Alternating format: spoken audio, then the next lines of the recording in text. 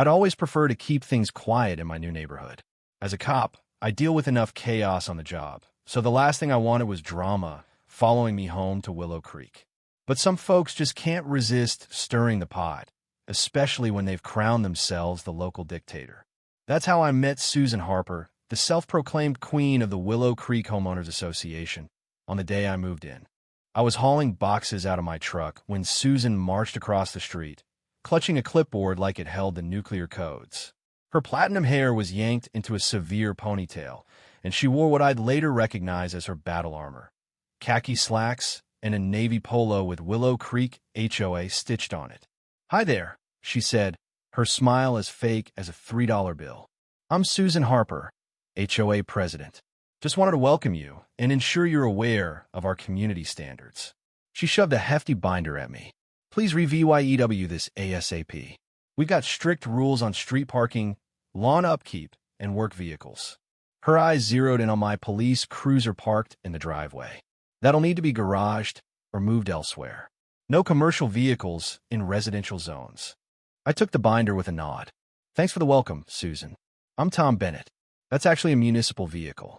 City policy lets officers keep cruisers at homemade speeds, up emergency response, and boost neighborhood safety." Susan's smile tightened, like she'd just bitten a lemon. "Well, I'm sure we can find a solution that works for everyone. Property values depend on consistency." She tapped the binder.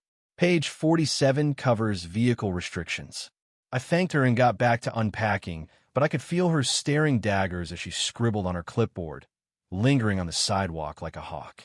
That was the opening shot in what became a 6-month war. 3 days later, notes started appearing on my windshield. Violation: non-residential vehicle in residential zone. Then, violation: unauthorized signage on vehicle. Apparently, my cruiser's standard police decals were now signage. I pored over the HOA bylaws. Nothing banned municipal vehicles or required garaging them. I tried raising the issue at the next HOA meeting, but Susan bulldozed over me, pivoting to urgent matters like Mrs. Larson's unapproved garden gnome. By month 2, she'd escalated to snapping daily photos of my cruiser from every angle, standing boldly in front of my house to document violations for all the neighbors to see. One day, I caught her measuring the distance from my tires to the curb with a tape measure. "Everything okay, Susan?" I called from my porch. She flinched, then squared her shoulders. "Just documenting your continued violations. You're 6 inches from the curb. Regulation is 5. I kept my cool. "Actually, city code allows 8 inches. But I appreciate your precision." She stormed off, already typing furiously on her phone, probably riling up her neighborhood watch group about the road cop who dared defy her. Things got absurd when Susan started warning neighbors about me. Mrs. Rivera, my next-door neighbor, quietly confessed that Susan had told everyone my cruiser was causing psychological distress to residents. Sorry, VY Inge Sai VY Lien VYB. I stayed professional. This wasn't my first rodeo with a power-hungry busybody. In my line of work, you learn to de-escalate and document. So I documented everything. Every note, every confrontation, every fake rule Susan tried to enforce. The madness peaked one Wednesday morning. I pulled an early shift, got home around 8 a.m., changed into running gear, and went for my usual 3-mile jog. When I rounded the corner back onto my street, I stopped dead in my tracks. A tow truck was backing toward my cruiser, lights flashing. Susan stood on my lawn, arms crossed, directing the driver with the smug triumph of a general on the battlefield. "That's the one," she barked. "Take it now. We've issued multiple warnings." I walked up calmly, still catching my breath. The driver looked uneasy, scratching his neck as he glanced between Susan and my clearly marked cruiser. "Morning," I said to him. "Is there an issue with my vehicle?" Susan spun around, her face flushing when she saw me, but instead of backing off, she puffed up with righteous fury. "Finally, you can deal with this in person. Your vehicle's being towed for repeated violations of Willow Creek covenants. I have full HOA authority to enforce our rules." The driver shifted awkwardly. "Ma'am called saying there was an unauthorized vehicle. Didn't mention it was a cop car." I nodded to him, then turned to Susan. "I'm Officer Bennett, Metro Police. This is my assigned vehicle, legally parked per city code and HOA regulations. I pulled out my phone and opened a file. I've got the bylaws here. Section 12.4 exempts municipal vehicles from commercial restrictions. Susan's face turned beet red. Those are outdated. We passed an amendment last month, no exceptions. The driver was already retreating.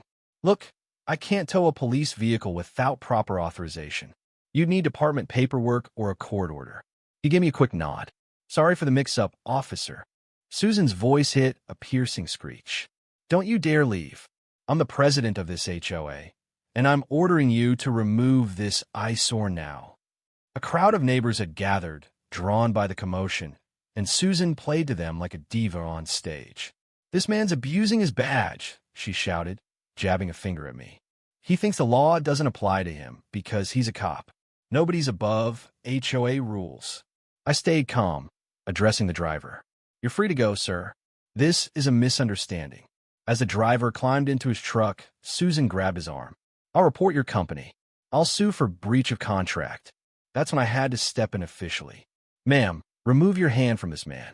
You're edging into assault and interference with a vehicle operator. She let go but turned her wrath on me. How dare you threaten me on my own street? I've run this neighborhood for 7 years. Nobody parks commercial vehicles here.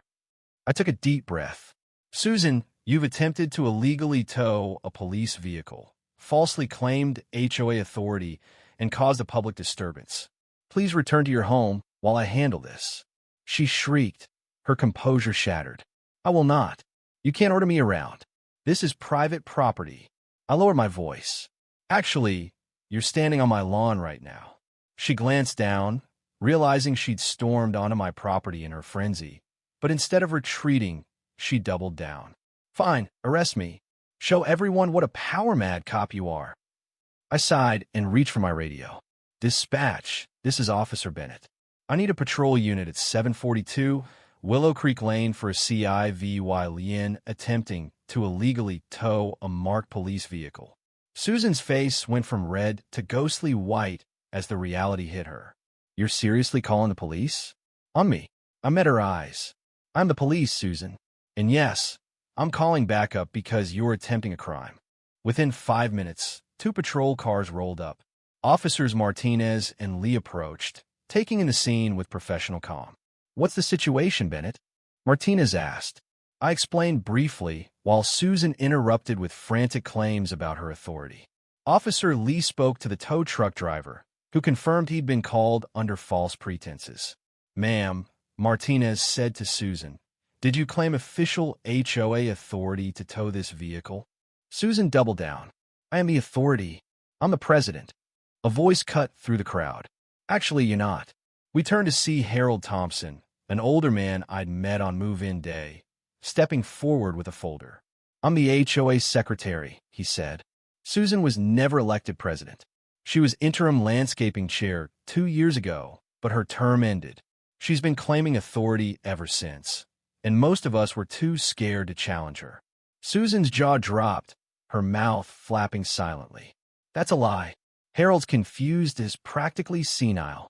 Harold raised an eyebrow and opened his folder. I've got minutes from every meeting for the past decade. Your name's nowhere on the officer list after 2022. Martinez glanced at me, then back at Susan. Ma'am, I need your ID, please. What followed was equal parts pathetic and satisfying. Susan refused to show ID, tried to walk away, resisted when Lee blocked her, and left the officers no choice but to cuff her. As they read her Miranda rights on my front lawn, neighbors' phones captured every second. The charges weren't light. Attempted vehicle theft, filing a false report, impersonating an HOA official. A search of her clipboard revealed fake violation notices for half the neighborhood and records of fines she'd extorted from elderly residents. Susan sobbed as they loaded her into the patrol car, mascara streaking her face. This is a misunderstanding. I was just protecting our standards. The neighborhood needs me. Later that day, I learned Susan faced up to 18 months in jail and fines overdue law $15,000. But the real justice came that evening at an emergency HOA meeting with a neighborhood unanimously voted to ban her from ever holding any HOA position again. When the decision was announced, Susan's perfectly made-up face collapsed in shock, her mouth forming a silent gasp as her reign of terror ended for good. That night, as I sat on my porch, cruiser still parked in my driveway, I couldn't help but smile.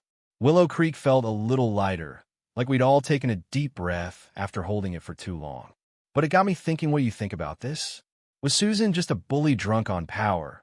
Or did she genuinely believe she was SAVYing the neighborhood?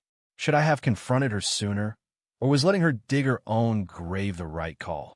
And what would you do if someone like Susan tried to run your neighborhood? Drop your thoughts below. Hit that like button if you enjoyed the story, and subscribe for more tales of